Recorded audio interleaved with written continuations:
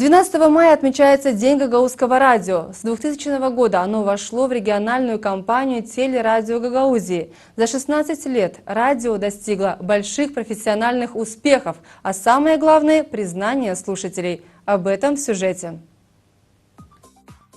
К своему совершеннолетию радио Гагаузии ГРТ-ФМ добилось определенных результатов. А самое главное – признание слушателей, отмечает директор Мария Парфенова. Такие вот полюбившиеся уже программы нашему слушателю, «Неизвестно об известном», «Таблетка дня».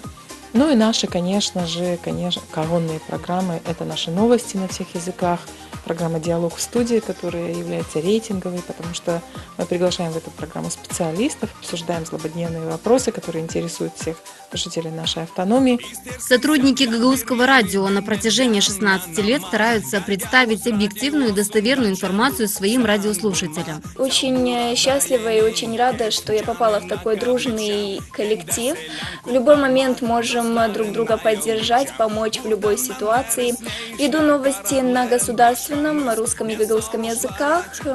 Больше всего отдаю предпочтение социальным каким-то новостям, так как жизнь, связанная с жизнью людей, простого народа. Могу только лишь отметить, что здесь трудится замечательный коллектив, грамотные, хорошие журналисты, которые вдохновляются слушателем и всегда благодарны слушателю, который отзывается, который звонит, который беспокоится, когда пропадает радио с эфира, которые всегда с нетерпением ждут не только новостных выпусков, но еще и какие-то развлекательные программы, информационные, которые рассказывают о гагаузах, о жизни гагаузов, о сегодняшнем дне. По словам руководителя радио, коллектив реализует творческие планы и проекты.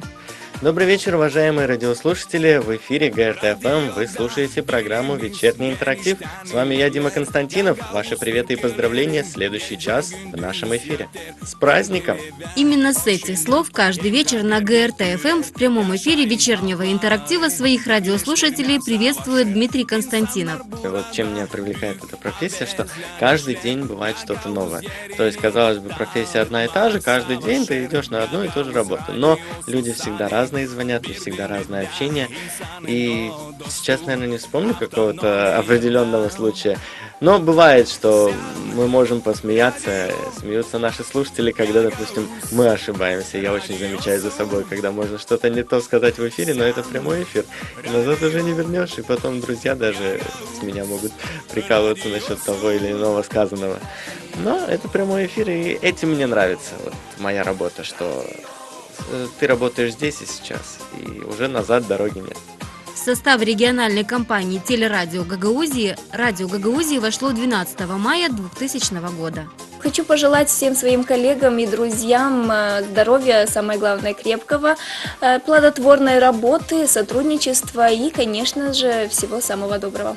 Хочу пожелать в первую очередь хороших новостей, чтобы все материалы ладились, чтобы они легко писались, чтобы все шло от души, как оно и было до сих пор, как оно есть сейчас.